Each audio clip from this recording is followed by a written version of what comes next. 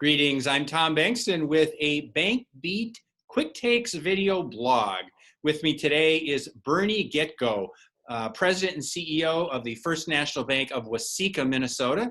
He is also the chairman of the Independent Community Bankers of Minnesota. Bernie, how you doing? Wonderful, Tom, and thanks for doing this. I think these are wonderful formats to get an update of what's going on, and want to thank you also for everything you do on support of community banking. Well, thank you. It's a delight. Just to start out here, what do you make of the banking industry in Minnesota? We're in a very unique time economically with dealing with the pandemic and so forth. What's your assessment? I would say that the peers that I've talked to in the community bank sector are doing very well. I think that we've had an opportunity to reconnect with all of our customers, which, it's in different formats. It's on phone calls and Zoom meetings, but I think we've really strengthened our relationships with our key customers. And I think that a lot of the balance sheets have been buoyed by deposits that have came in through the PPP program. I think the fees that banks have made by working through the PPP program have helped earnings. We're seeing some net interest margin compression that's going on in the industry, and loan demand has been stable to somewhat a little bit softer. But I think it's going to be a good year for community banking when you look back and take a look at profitability. Now, what that means for the environment moving forward and the economy moving forward into 2021 may be a different story. Sure. And you are in a very important agricultural region of Minnesota. What do you make of the ag environment right now?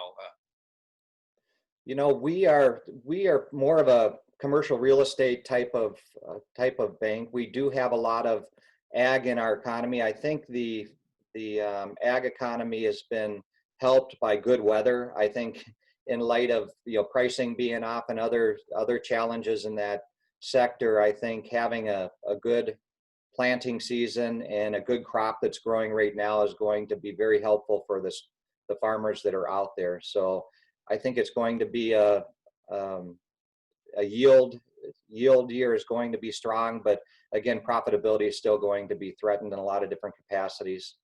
Sure. And you mentioned commercial real estate. So kind of an interesting sector, obviously very important to a lot of community banks.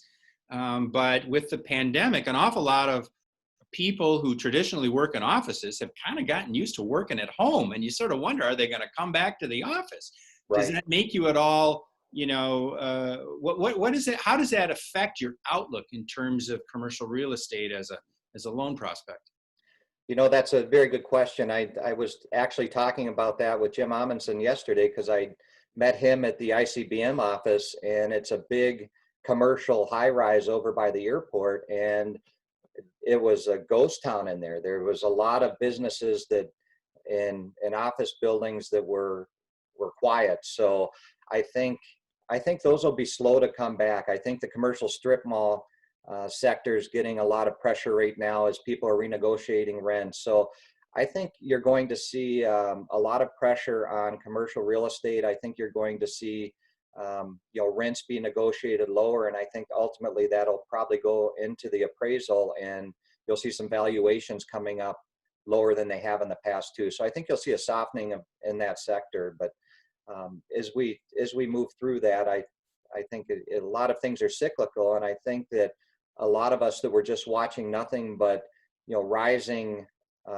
rates on rental units and 1 to 4 family, and a lot of the commercial structures just go up for the last decade. I think we felt that there was going to be a softening before any of the COVID situation happened. So I think that'll probably make it a little bit more extreme, and it'll create some buying opportunities and other opportunities for some new people moving into those sectors. So as in every scenario where there's things that don't work out as planned, it always means buying opportunities for others that are sitting on the sideline with cash. And there are a lot of customers out there that are looking for and waiting for opportunities for that to happen again.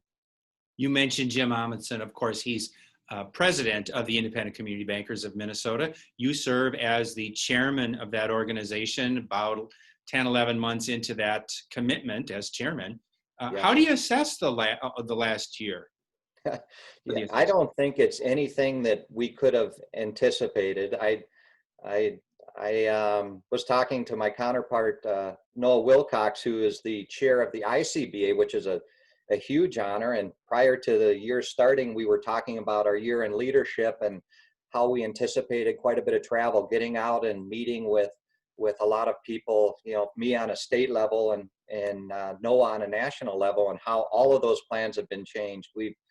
One of the things that were part of my platform was getting people involved and getting them out to Washington, D.C., getting them up to our annual convention in Brainerd. And, obviously my goals of trying to get more people out have been challenged as we've had to cancel everything. So I will say that we have done a great job in trying to do a lot of network events through Zoom meetings, and we've had some good attendance and sometimes more attendance than we have in our social gatherings. But one thing that I found in all of that is how much everybody really enjoys the social interaction, how much we miss the camaraderie of getting together and sharing the stories. We can get together on a Zoom meeting and have some awkward discussions where some people are muted, as we were when we were trying to start this out, but it's just never replaces the human interaction of seeing people in person and having that social network that is so important for community banking. How did your bank deal with the pandemic in March, April, May timeframe? A lot of banks adopted some pretty significant changes, closing their lobbies and other things. But now we're starting to see some opening up again. Just curious, what has been your experience at your bank? I think that for the biggest thing that we have dealt with is learning a lot of our technology, learning e-sign capabilities, dealing with a lot more interactions not in person. And I think that's been a good thing because we've had a lot of that technology, but frankly, we're relatively slow to go in that capacity, wondering if customers would be quick to adapt that type of technology. So this has forced us to learn about that technology, utilize that technology, and we're finding that customers really enjoy the ability of not having to come in person. I mentioned that we do quite a bit of commercial real estate. A lot of that is up in the metro area and the Minneapolis and surrounding suburbs. So a lot of our customers don't make it to the bank in general. So this has forced us to use that. We are contemplating opening our lobby on Monday for walk-in traffic. We have opened our branches with limited activity and trying to limit the interactions. We have two small facilities, one in Ellendale, one in Hope, and we've been trying to limit the amount of people in the branches at any point in time. But one of the things that is unique to our bank is we have a drive-up and a walk-up facility. And about probably 9 months ago, I was going to be working with architects to figure out how to get the tubes inside the main lobby so I wouldn't have to staff that. So this has made us take a look at how we will be dealing with customers in the futures. And I'm sure a lot of the architectural firms that are building bank buildings are really taking a look at what the offices will look like. And I look at everything through the lens of history. And, for years we tried to get people to use all of our drive up and internet bankings. And then we tried to bring them all back into the bank. And now we're trying to figure out how to do a combination of both. So the safety of our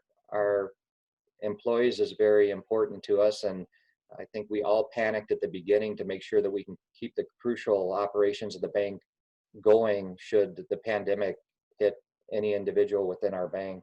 So we have tested a lot of our work at home capabilities too. Did you find that most of the contingency plans that you perhaps had in place were adequate to handle this pandemic, the challenges posed by this pandemic? Yes and no. I think we had a pandemic policy.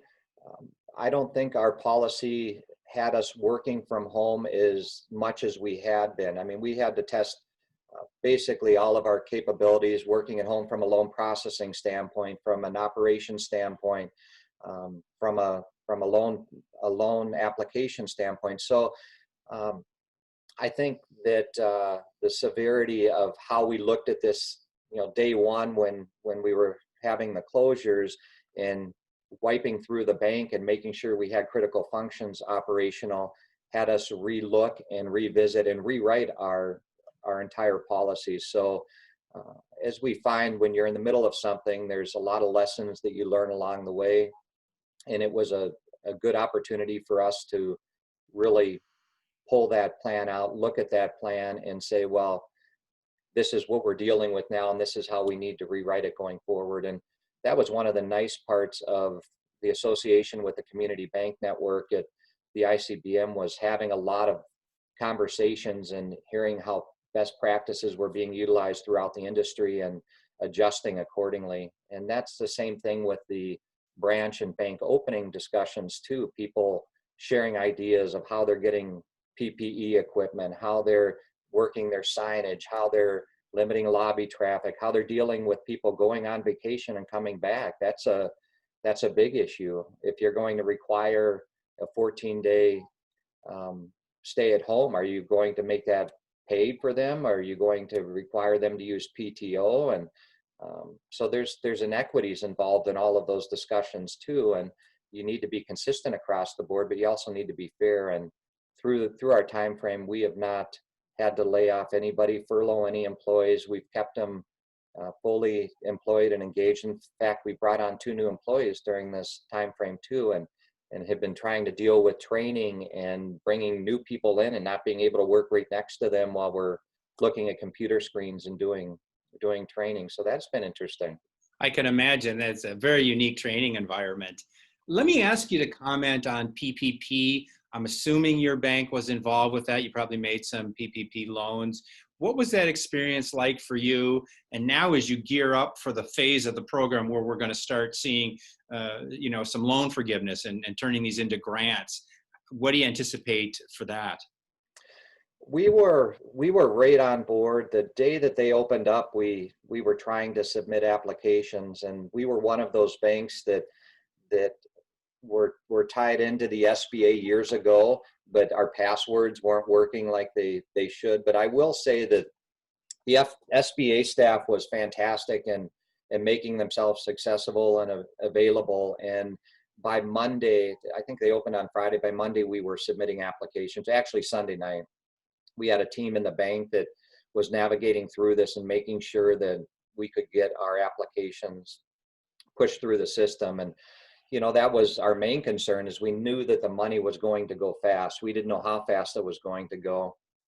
And we didn't know if there'd be another phase. Obviously, at that point in time, there was no way of knowing, but we were able to get all of our applications in. We processed about $10 million worth of PPP loans, about 150 applications.